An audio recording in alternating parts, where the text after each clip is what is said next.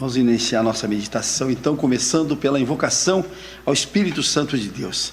Inclinemos nossa fronte, fechemos os nossos olhos e entremos na presença do Espírito Santo para invocá-lo em nossa vida. Ele está à nossa porta batendo para entrar no nosso coração. Basta que nós abramos o nosso coração para que ele entre e permaneça conosco e faça a sua morada.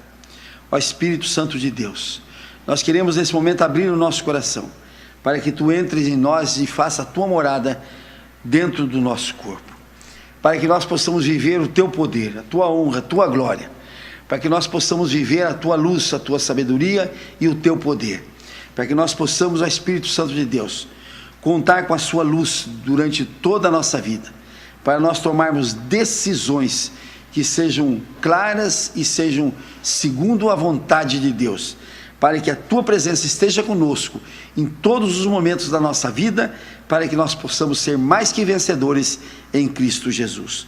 Todos que creem digam amém, glória a Deus. Digam todos comigo agora: Senhor Jesus, nós estamos reunidos no teu nome, cumpre agora a tua promessa e vem estar conosco, nós te pedimos o teu santo nome. Jesus prometeu que todos que estivessem reunidos no seu nome, ele estaria no meio deles. Então Jesus está aqui conosco agora, porque ele é fiel e a sua palavra não mente.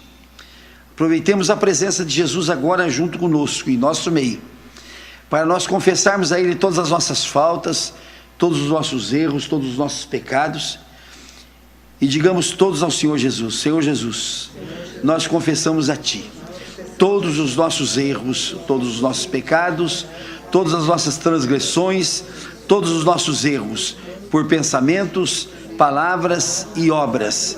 E te pedimos perdão, Senhor, de tudo que fizemos de errado, de tudo que não está dentro da tua vontade.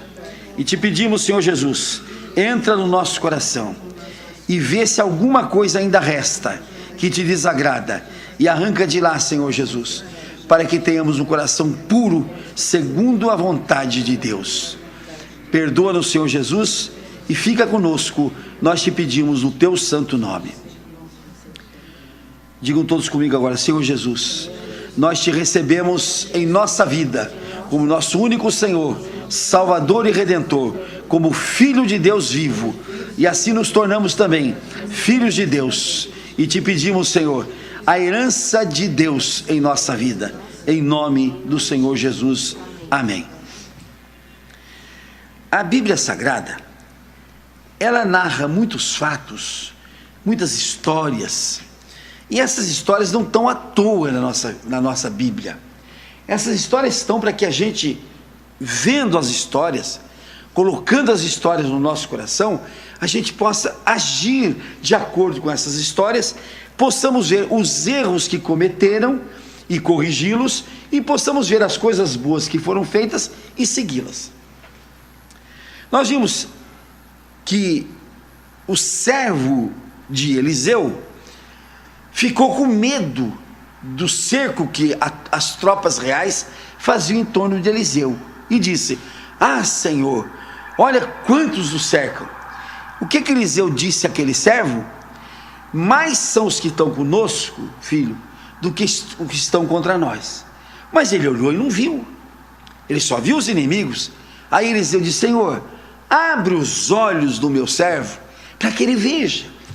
E aí o Senhor abriu os olhos do servo de Eliseu, e ele viu uma imensidão de um exército que estava em redor de Eliseu, protegendo. Hoje nós vamos trazer aqui uma história de um rei que primeiro escapou da morte com 1 ano de idade, depois começou a reinar com 7 anos, depois cumpriu a lei de Deus na sua vida e progrediu, depois deixou de ter fé e com isto ele se destruiu. É o rei Joás. A Bíblia tem muitos nomes, é difícil a gente guardar pelos nomes, mas guarde: o rei Joás, ele era filho do rei Acasias, e o rei Acasias tinha por mãe uma mulher pérfida chamada Atalia, e essa Atalia conseguiu fazer de Acasias rei de Judá, E este rei reinou por 40 anos em Judá, mas acabou sendo idólatra e acabou perdendo o seu reino, porque ao cair de uma grade, ele se machucou, e em vez de procurar Deus para o curar, ele procurou os curadores, os curandeiros, os agoureiros da época, e Deus se desagradou com aquilo e deixou que ele morresse. Porque Deus não mata, mas Deus tira sua mão, e quando ele tira sua mão, o mal toma conta. O rei Acasias, quando caiu lá de cima daquela grade e se machucou todo, ele podia ter se voltado para Deus e pedido a Deus que lhe desse a saúde de novo, mas ao invés de fazer isso, ele foi aos agoureiros, ele foi aos curandeiros, ele foi àqueles a quem Deus não dá o poder para isso, só quando age em nome de Deus, em nome de Jesus. E ele morreu. Quando Atalia viu que o seu filho estava morto, ela era pérfida, ela era ruim. Aliás, muitas mulheres do Antigo Testamento eram pérfidas, eram ruins, como essa mulher Atalia. O que ela fez? Ela mandou matar toda a descendência real, mandou matar todos os filhos de Acasias, que eram netos dela, mandou matar toda a casa real, disse: já que o meu filho não reinou, não vai reinar mais ninguém. Mas uma pessoa viu aquela criancinha de 1 ano de idade, que era filha do rei, e disse: esse eu vou esconder, e levou para o templo, escondeu o Joás dentro do templo com 1 ano de idade. Olha como Deus age na vida das pessoas a quem ele quer fazer rei, a quem ele quer fazer vencedor, a quem ele quer fazer um homem de sucesso. E esse menino Joás foi escondido durante 6 anos no templo. Quando ele estava com 7 anos, os sacerdotes se reuniram e disseram: mas se esse menino é o filho do rei, ele tem de reinar, e por que nós o mantemos aqui no templo? Chamou todos os sacerdotes e disse: vamos coroar este menino rei. E coroaram Joás rei aos 7 anos. Vejam, quando a pessoa está no desígnio de Deus, quando a pessoa está nas mãos de Deus, quando a pessoa está com Deus junto com ele para o fazer de sucesso. O menino foi salvo da morte com 1 ano de idade, o menino se torna rei com 7 anos de idade e passa a reinar em Israel. E olha o que diz aqui, que ele fez Joás, capítulo 12 do 2º livro de Reis, versículo 2: fez Joás o que era reto perante o Senhor, todos os dias em que o sacerdote Joiada o dirigia. Então o que fez esse menino? Era jovem, não tinha força, não tinha sabedoria. O que ele fez? Ele adotou o sacerdote Joiada para o orientar, para o encaminhar. E o que nós temos de fazer na nossa vida é, quando a gente não tem sabedoria, quando a gente não tem condições de dirigir o nosso destino, é buscar conselheiros dignos, é buscar conselheiros que estejam com Deus, é buscar pessoas que estejam com Deus. E ele colocou Joiada na sua vida, e esse Joiada, está escrito aqui, que o Joás fez tudo quanto era reto diante do Senhor, enquanto ele obedecia ao sacerdote Joiada. Mas naquela época havia a idolatria, que Deus abomina até hoje, que Deus abominava, abominou e abomina até hoje. Deus não protege os idólatras. Deus sai da presença do idólatra. Ele diz assim na Escritura Sagrada, que quando a pessoa adota a idolatria, a pessoa rompe com ele a aliança, porque Deus tem conosco uma aliança, e tem de ter, porque, por exemplo, eu não pedi para nascer, eu estava muito bem onde eu estava, um espírito no seio de Deus, e Deus me pôs aqui nessa terra. Quando ele me pôs aqui, ele não perguntou se eu queria, e nem perguntou que jeito eu queria vir, não perguntou se eu queria ser homem, mulher, gordo, magro, feio, alto, baixo, ele não perguntou nada e me colocou aqui. Então, no momento em que Deus me coloca nesse mundo, Ele faz uma aliança comigo. Ele faz uma aliança comigo. Ele, olha, eu vou te buscar lá do meu seio, vou te colocar no mundo, mas você não tema, porque eu estou contigo até o dia que você quiser, até a hora que você quiser, até o momento que você quiser. Então nós temos uma aliança natural com Deus, ou seja, a responsabilidade dele por nos colocar no mundo, gente, preste bem atenção nisso. Nós temos a responsabilidade de Deus de nos colocar no mundo, e essa responsabilidade ele mantém, ele assina embaixo, ele dá garantia, quando a gente obedece à norma dele. Então, Francisco, eu te coloquei no mundo para você obedecer aqui o livro do fabricante, e garanto que enquanto você obedecer isso, você terá vida total, plena, abundante, correta e certa. Esse menino, enquanto estava com Deus, ele tinha a garantia do fabricante, ele tinha a garantia de Deus, ele tinha aliança com Deus. E como é que nós rompemos essa aliança com Deus? Pelo pecado, pelo erro, pela transgressão, pela desobediência. Quando eu desobedeço isto aqui, quando eu desobedeço o livro de Deus, quando eu desobedeço a Bíblia Sagrada, eu rompo com Deus a aliança que ele tem comigo. Aquela aliança, aquela promessa que ele tem comigo, eu rompo. Não é Deus que rompe comigo, não, eu é que rompo com Deus. Não é Deus que diz, Francisco, eu não te quero mais. Não, sou eu que digo, eu não te quero mais, Deus, porque eu sou desobediente, eu não quero obedecer ao livro do fabricante. Então eu rompo a garantia do fabricante, eu rompo a aliança que Deus tem comigo.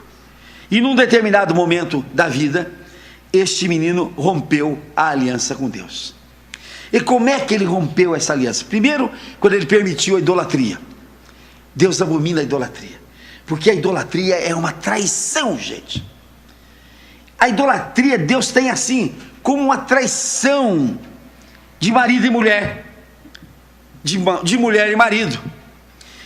Quando tem o marido e a mulher, eles não juram, não fazem um juramento de fidelidade um ao outro.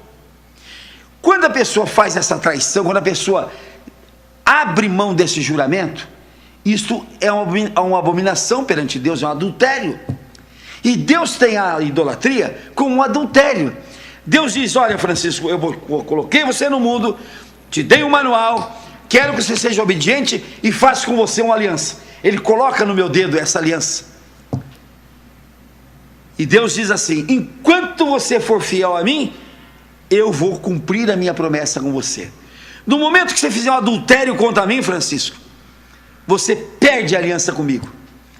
E o adultério da idolatria é isto: eu passo a adorar outros deuses, eu passo a cultuar outros deuses, eu passo a cultuar outras entidades, e eu rompo com isso a aliança que Deus tem comigo. Eu rompo com isso o compromisso que Deus tem comigo. E a partir do momento que eu rompo, sou eu que rompo o compromisso, Deus se afasta. Então eu sou um adúltero perante Deus, e ele se afasta. Esse menino, quando permitiu a idolatria, ele se afastou de Deus. Mas o maior gesto contra Deus foi quando o rei Azael, que era o rei dos sírios, ele se voltou contra Israel e resolveu atacar Joás. E lá veio o exército do rei Azael contra Joás.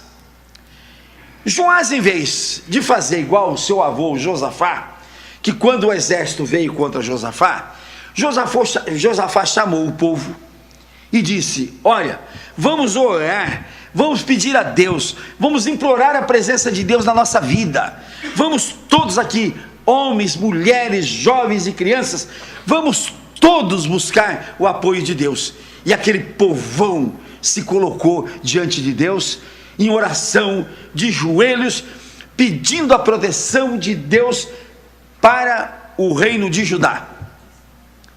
E Deus atendeu aquele povo, e Deus mandou o seu exército de anjos, e num só dia, numa só hora, Deus matou 185 mil adversários de Judá.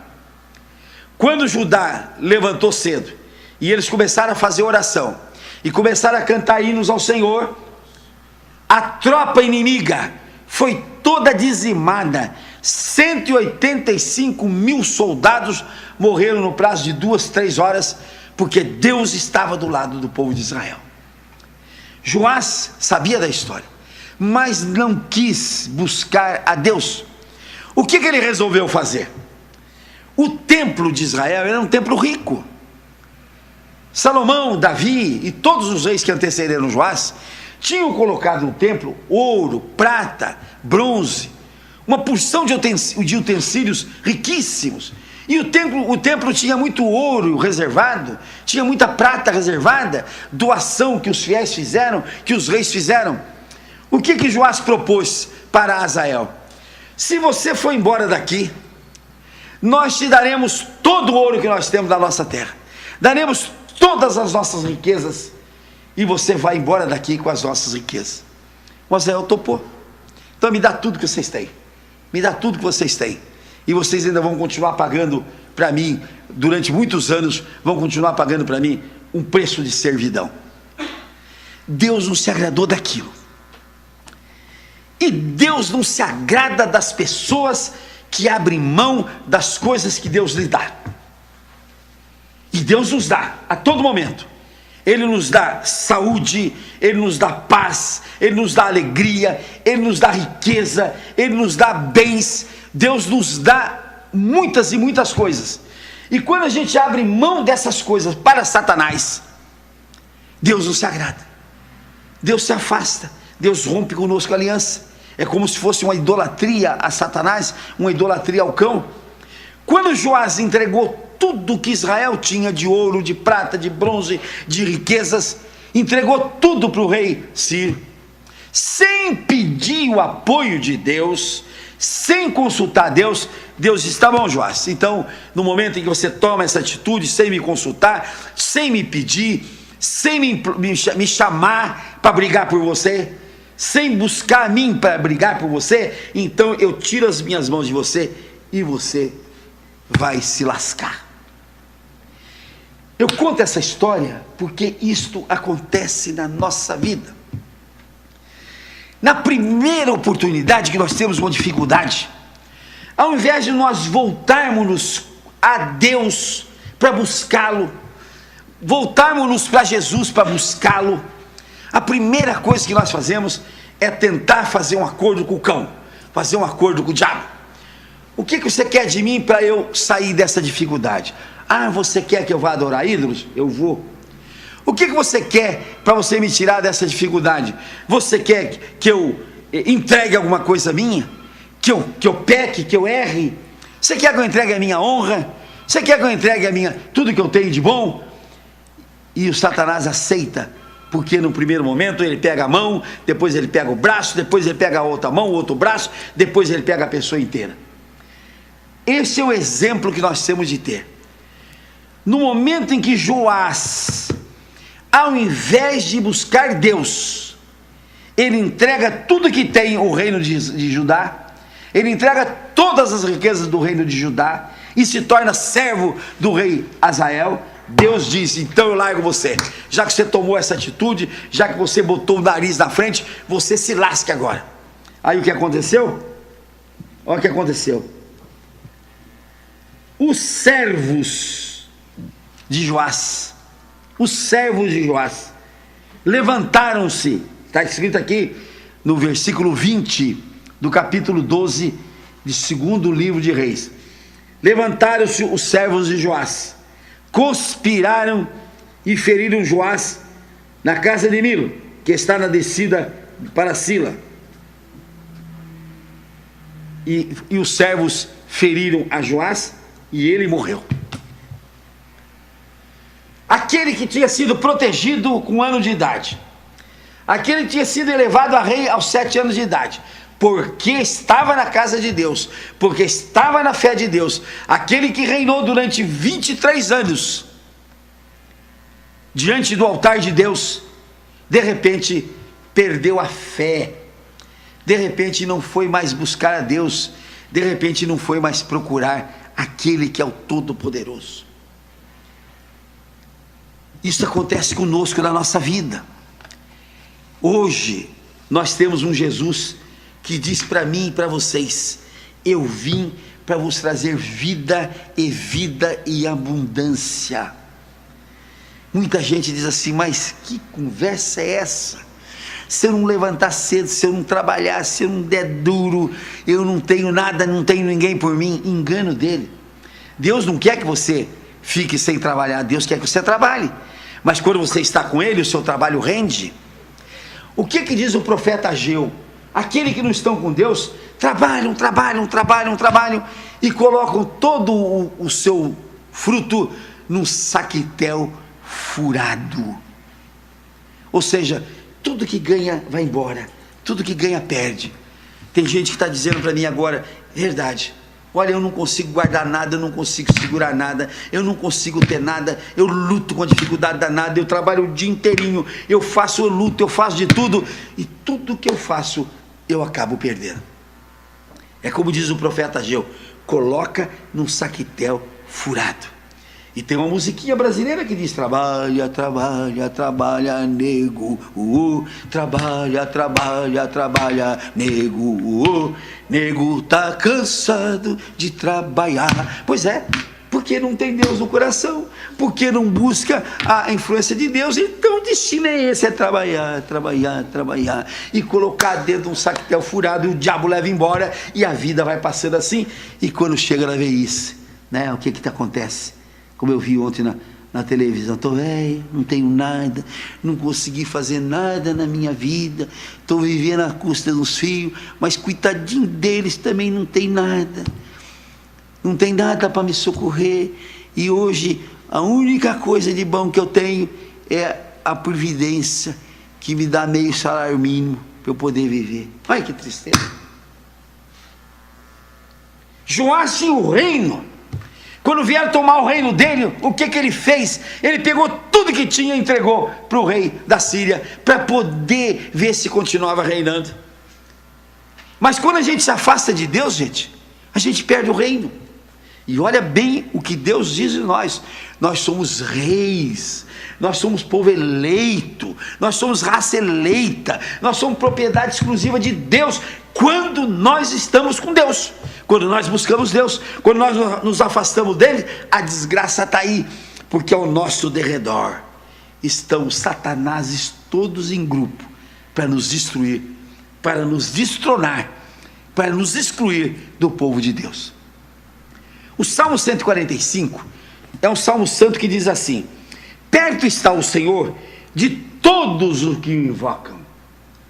Não tem jeito de você invocar Deus e você voltar para Deus e Ele não te escutar. Não tem. E não precisa gritar, porque Deus não é surdo não, viu? Não precisa berrar não, porque Deus não é surdo. Perto está o Senhor de todos os que o invocam, e de todos os que invocam de verdade. Não é essa invocação que a gente faz por fazer, não. É invocar de verdade. E Ele acode à vontade dos que o temem, e atende-lhes o clamor e o salva. O Senhor guarda a todos os que o amam, porém os ímpios serão exterminados.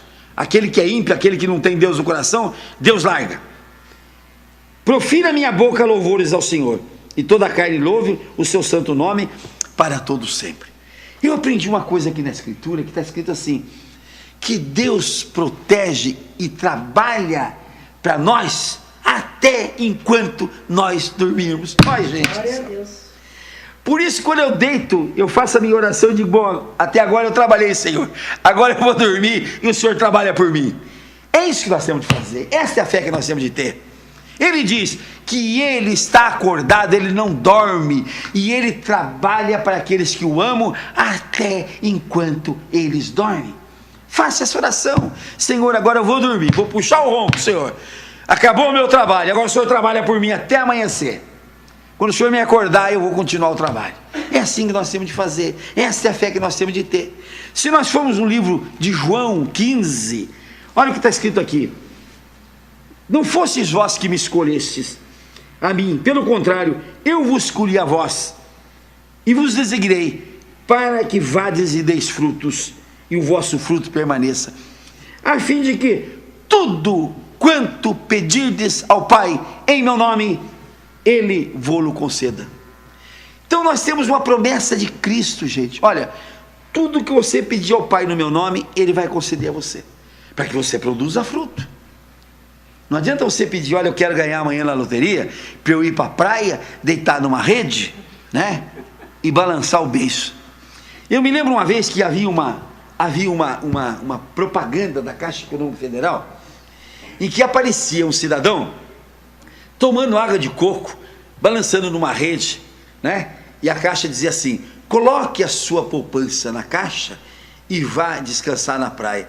Eu escrevi uma carta para a Caixa Econômica e disse assim: que propaganda mais safada que vocês estão colocando.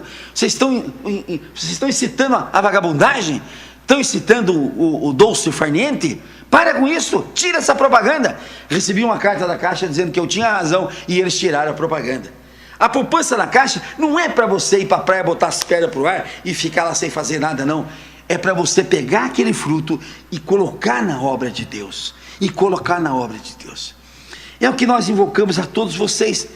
Segundo a epístola de Paulo, Paulo apóstolo, teve uma hora em que Paulo passou por várias cidades, apanhou em cidade, foi apedrejado. Teve uma cidade que ele se fingiu de morto. Ele recebeu tanta pedrada, que ele falou: o jeito que eu tenho é fingir de morto aqui, né? Aí o povo para de me jogar pedra e quem sabe se eu me salvo dessa. E ele fez aquilo, ele fez de morto, o povo já está morto, vamos embora.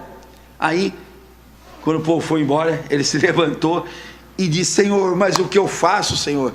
Eu não posso entrar num templo que eu apanho, eu não posso entrar numa cidade que me apedrejam, eu não posso entrar num lugar que eu sou preso. Olha o que Deus disse para ele. Olha bem, teve Paulo, isso em Atos dos Apóstolos, no capítulo 18, no versículo 9. Teve Paulo durante a noite uma visão, em que o Senhor lhe disse: não temas, Paulo, não tenha medo, Paulo, do que está acontecendo com você. Pelo contrário, fala e não te cales. Deus falou para ele: ó, Paulo, não tenha medo não, Paulo. Isso tudo que está acontecendo, eu estou vendo e estou contigo. Olha o que ele diz assim: porquanto eu estou contigo, e ninguém ousará fazer-te mal, pois tenho muito povo nessa cidade para você falar a eles. É o que nós estamos fazendo, é pregar a palavra de Deus. Eu sou muito criticado, principalmente por membros da minha família, que dizem assim: mas será que essas rádios onde o senhor está falando tem alguém escutando? Será que essa televisão que o senhor está se apresentando tem alguém que está escutando? A minha obrigação é falar e não me calar. Essa é a minha obrigação. Agora, quem vai ouvir, isso é problema de Deus, isso é problema dele. Ele que vai acordar as pessoas, de repente vai acordar, liga o rádio, ele que vai fazer as pessoas me ouvirem. A minha obrigação é falar e não me calar, porque diz aqui: eu estou contigo, diz o Senhor, e ninguém ousará fazer-te mal. É por isso, gente, que tanta gente se une para fazer mal para mim e não consegue fazer.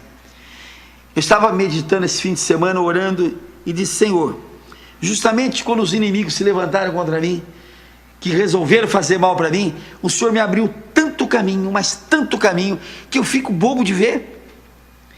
Eu falei outro dia da minha prisão em 69, na Revolução, esqueci de dizer para vocês que eu fui absolvido, que eu não fui condenado, eu fui tido como inocente.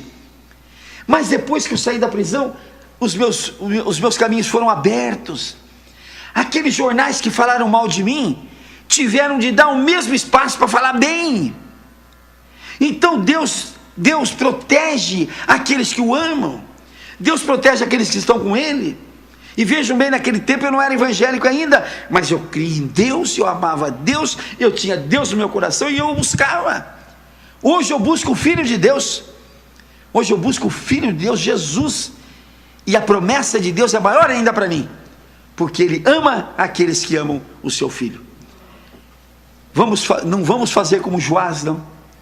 Vamos fazer como Paulo, vamos acreditar que Deus está conosco e nenhum mal nos sucederá quando nós estivermos falando no nome dEle, estivermos crendo no nome dEle estivermos propagando o nome dele e estivermos vivendo a vida que ele tem para cada um de nós. Os que creem, digam amém. Digam glória a Deus. Vamos orar agora para que Deus nos dê a fé, para que nos momentos de dificuldade nós nos voltemos para ele, em vez de buscarmos as coisas do mundo.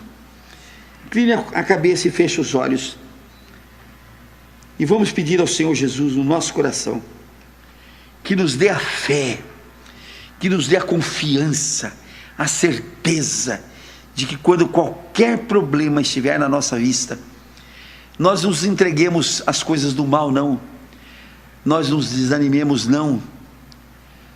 Nós busquemos o Senhor Jesus, que a todos escuta, que a todos atende, que a todos socorre, que a todos dá a mão, como deu a mão a Pedro, quando Pedro estava afundando. Erga as mãos para cima e diga: Senhor, pegue na minha mão, Senhor, e me salva do naufrágio, e me salva do afundamento. Eu te peço no teu santo nome. Vamos orar o Pai Nosso agora. Pai nosso que estais no céu, santificado seja o teu nome. Venha a nós o teu reino. Seja feita a tua vontade, assim na terra como nos céus. O pão nosso de cada dia nos dai hoje, e perdoa as nossas dívidas, assim como nós perdoamos aos nossos devedores.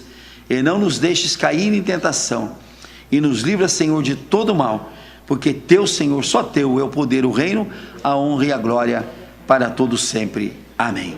Vamos aplaudir o Senhor Jesus? Vamos nos ungir agora, porque a unção quebra o jugo, e vamos para a vitória, em nome de Jesus.